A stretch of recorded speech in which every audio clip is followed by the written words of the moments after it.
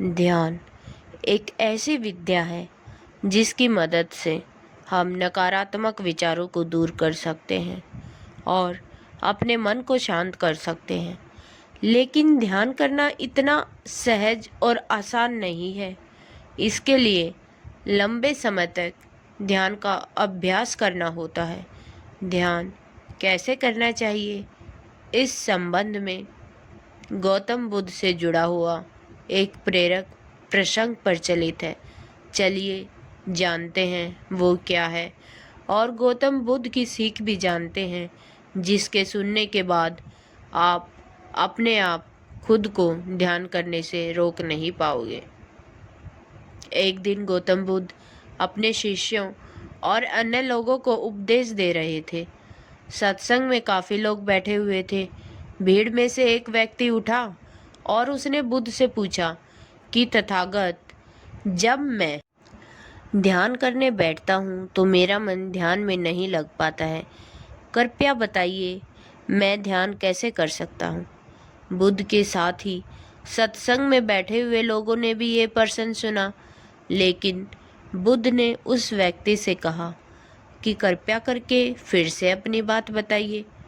उस व्यक्ति ने फिर से कहा कि मेरा मन ध्यान में नहीं लगता है, मैं ध्यान कैसे कर सकता हूँ।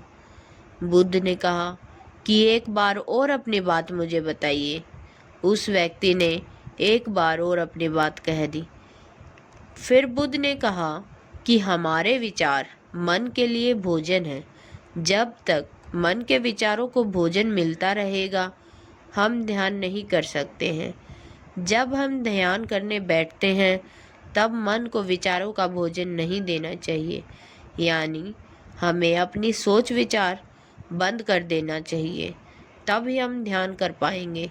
जब मन विचारों से खाली हो जाएगा, तब ही हम ध्यान कर पाएंगे।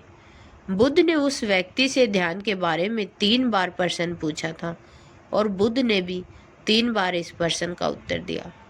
बुद्ध ने 3 बार उत्तर दिया तो लोगों ने पूछा कि आपने इस व्यक्ति से 3 बार प्रश्न पूछा और उत्तर भी 3 बार ही दिया, ऐसा क्यों? बुद्ध ने समझाया कि मैंने इस सज्जन से 3 बार प्रश्न पूछा क्योंकि मैं प्रश्न के लिए इसकी गंभीरता को परखना चाहता था। जब मुझे लगा कि यह अपने प्रश्न के लिए गंभीर है, तब मैंने उत्तर भी 3 बार दिया ताकि मेरी बात इन्हें अच्छी तरह समझ आ जाए। 3 बार दोहराने से ये बात आप सभी के मन में ठीक तरह से उतर गई होगी। गौतम बुद्ध की यह सीख हमें अपने जीवन में भी अमल में लानी चाहिए। हम ध्यान तभी कर पाएंगे जब हम अपने मन से सोच विचार खत्म करके अपने मन को शांत कर पाएंगे। तो दोस्तों, आप सब भी ध्यान लगाने की कोशिश कीजिए और अपने मन के नकारात्मक विचारों को, अपने मन की नेगेटिविटी को अपने जीवन से दूर कीजिए। कल फिर मिलते हैं, तब तक के लिए धन्यवाद।